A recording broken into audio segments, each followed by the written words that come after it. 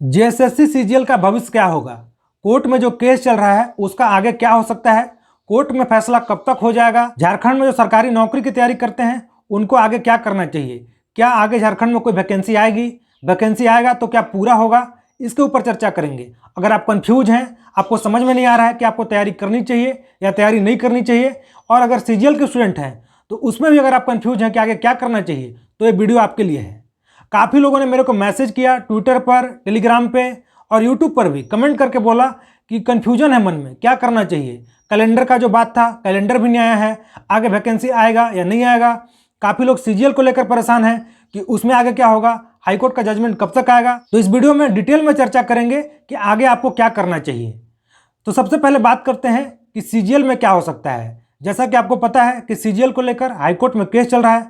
26 मार्च को अगली सुनवाई होनी है। सीआईडी जांच कर रही है, और जो छात्रों ने सबूत सौंपा था सीआईडी को, उसमें से कुछ मोबाइल को एफएसएल जांच के लिए भेजा गया है। एफएसएल जांच आएगा, उसके बाद सीआईडी उस जांच को हाईकोर्ट में लेकर जाएगी और हाईकोर्ट आगे निर्णय करेगा कि इस केस का क्या हो सकता है। और आपको ये भी बात ध्यान रखना है कि एफएसएल रिपोर्ट आने के बाद तुरंत हाईकोर्ट इस पर जजमेंट नहीं दे देगा, इस पर आगे बहस चलेगा और अभी इसमें समय लगेगा।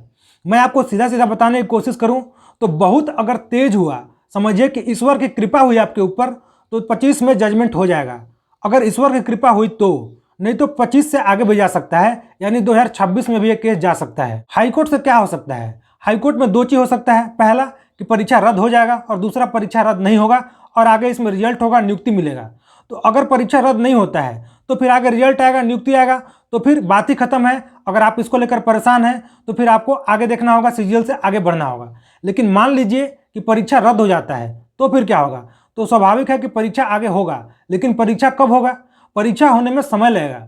अभी जब हाईकोर्ट में केस ही चल रहा है और हाईकोर्ट में जजमेंट ही नहीं आएगा, अभी 25 में आएगा या 26 में आएगा, अभी उसी को लेकर कंफ्यूजन है। तो सोचिए कि मान लीजिए 25 के अंत तक जजमेंट आता है या फिर अगले साल जजमेंट आता है, तो फिर सरकार तुरंत परीक्षा नहीं लेने वाली है। इस परीक्षा को होने में 2-3 साल से ज़्यादा का समय लगेगा। समझिए कि 2029 के चुनाव से पहले परीक्षा होगा।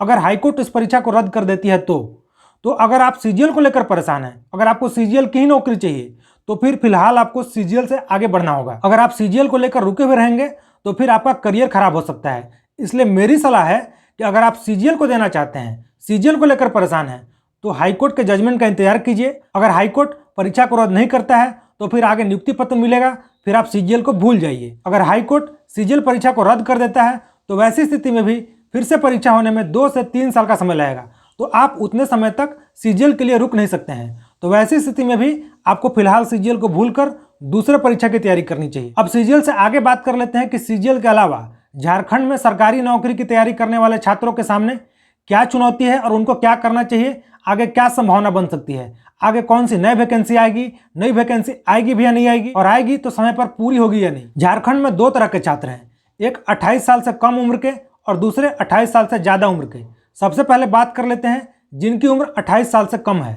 अगर आपकी उम्र 28 साल से कम है तो आप 2-3 साल समय अभी दे सकते हैं। अभी आप 22 साल, 23 साल, 24 साल के हैं तो 2-3 साल समय दे सकते हैं सरकारी नौकरी की तैयारी में। लेकिन इसमें मेरी ये सलाह रहेगी कि आप सिर्फ झारखंड की परीक्षा की तैयारी मत कीजिए, आप सब्जेक्ट की तैयारी कीजिए। आपको उदाहरण से समझाता हूँ। जैसे अभी झारखंड दरोगा का वैकेंसी आने वाला है, तो आप झारखंड दरोगा का तैयारी मत कीजिए, आप सब्जेक्ट का तैयारी कीजिए। मतलब आप मैथ का तैयारी कीजिए, साइंस का तैयारी कीजिए, जीके का तैयारी कीजिए, जीएस का तैयारी कीजिए, कंप्यूटर का तैयारी कीजिए, रीजनिंग का तैयारी कीजिए।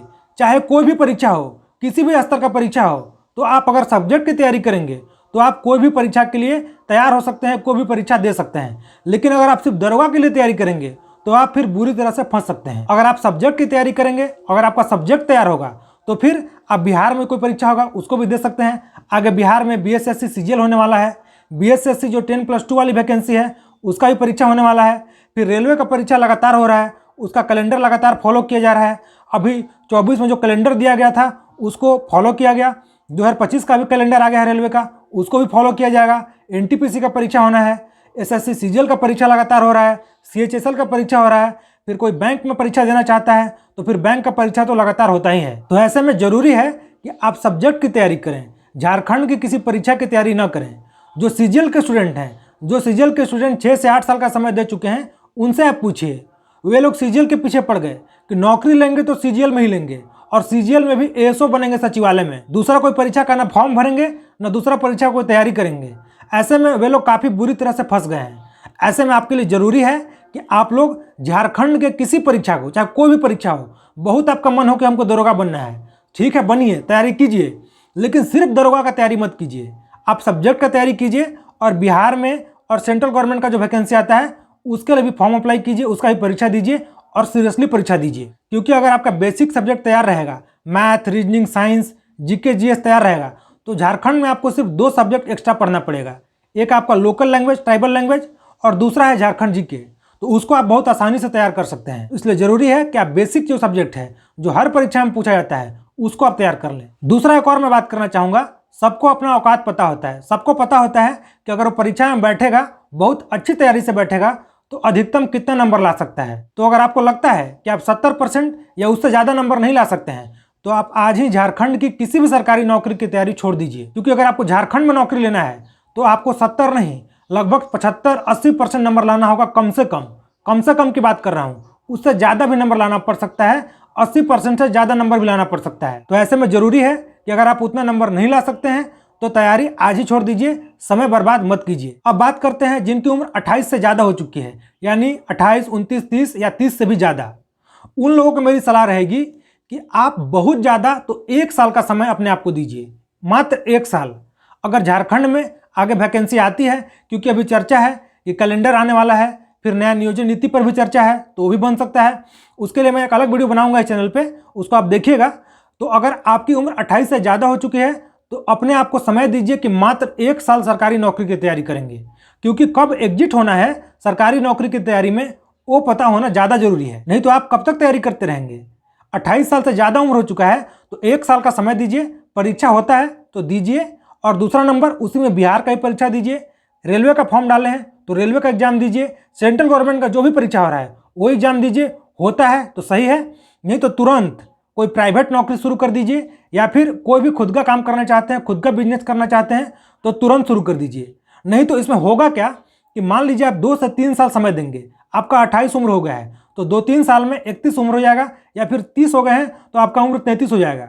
अगर 33 की उम्र में, 31 की उम्र में आपका नौकरी नहीं होगा तो आपको वही काम करना पड़ेगा जो अभी आप करने सोच रहे हैं। आपको 31 की उम्र में, 32 की उम्र में, 33 की उम्र में कोई प्राइवेट नौकरी करना पड़ेगा, कोई खुद का बिजनेस करना पड़ेगा। तो उस समय आपको समस्या होगा। अगर अभी आप 28-29 की उम्र में कोई प्राइवेट नौकरी शुरू कर लेते हैं, कोई खुद का बिजनेस कर लेते हैं, तो 2 से 3 साल के समय में आप अच्छे जगह पर पहुंच जाएंगे। उस समय कम मेहनत करना पड़ेगा।